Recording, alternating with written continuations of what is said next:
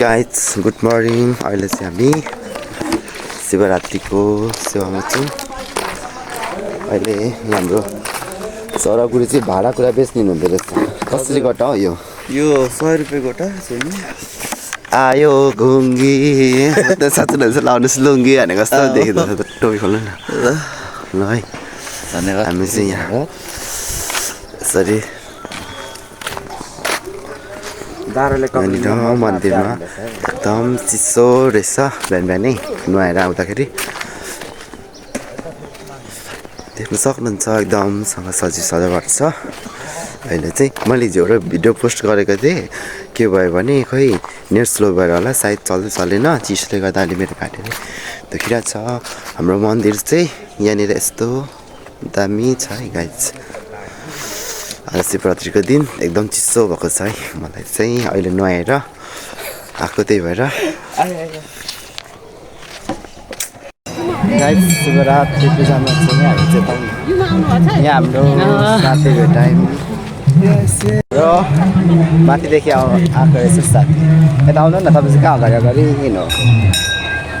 हामी चाहिँ अहिले साथीले त मन्दिरमा छौँ। गाडीहरू अब हाम्रो केही छिनमा बालिसभा पन्थी कार्यक्रम सुचारू हुने भएकोले गर्दा यहाँ उपस्थित सम्पूर्ण महानुभावहरूलाई हामी यो सूचना जारी गर्दछौँ। केही समयमा परिसरभन्दा उत्तरतर्फ गुरुहरू तयारी अवस्थामा रहनु भएको छ।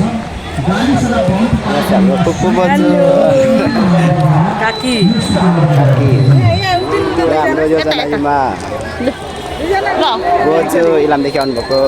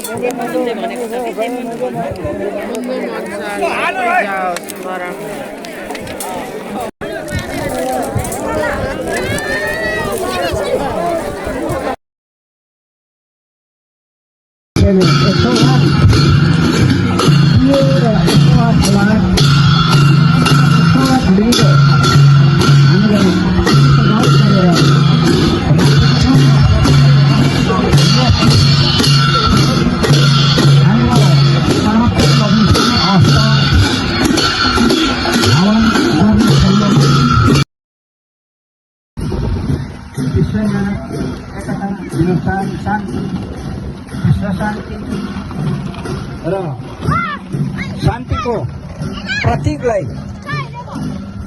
होस् भनेर हामी हवन गर्छौँ।